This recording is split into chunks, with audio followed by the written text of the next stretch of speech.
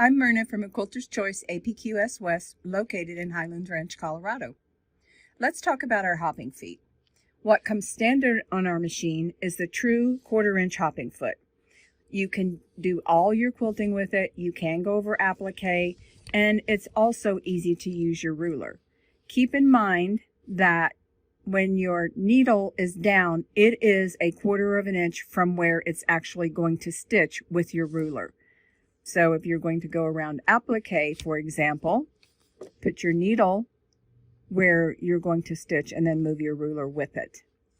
The next thing that we have is a true 1/4-inch foot, but it has the open toe. You can still do ruler work with it, but it gives you a little more visibility when you're stitching, whether you're doing free motion or round applique, or even if you're doing a pantograph or computer work.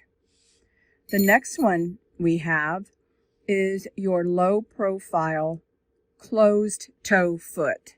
Now, I would not use this foot to go around applique because it could very easily slip under the stitching if the stitching isn't very secure. And we also have the open toe 1/4-inch foot. I really like this one for doing free motion. You can really get in and see exactly where you're at. Again, it's low profile. It is not very tall. Neither of them are. But like I said, I would not use this for going over applique.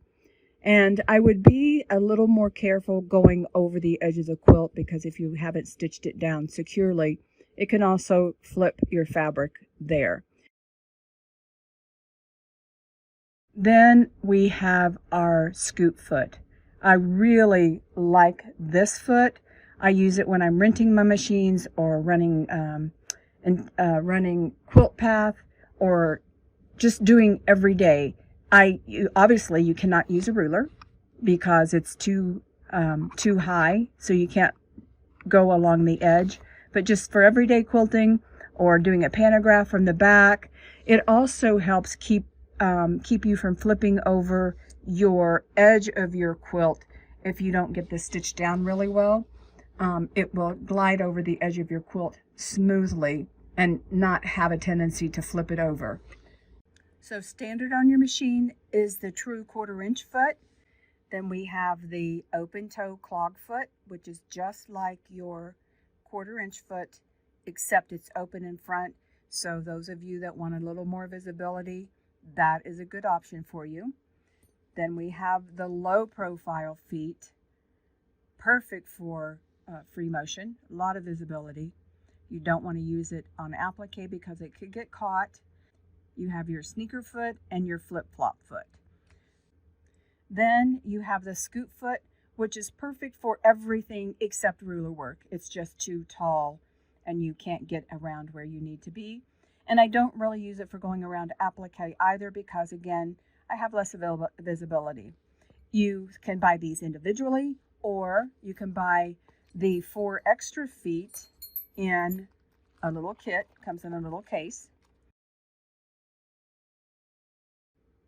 Changing your foot out is as simple as taking a regular screwdriver, loosening the screw on the side, dropping your foot out, whatever foot you're going to replace it with, put it under the needle and slip it up into the bottom of your hopping foot bar.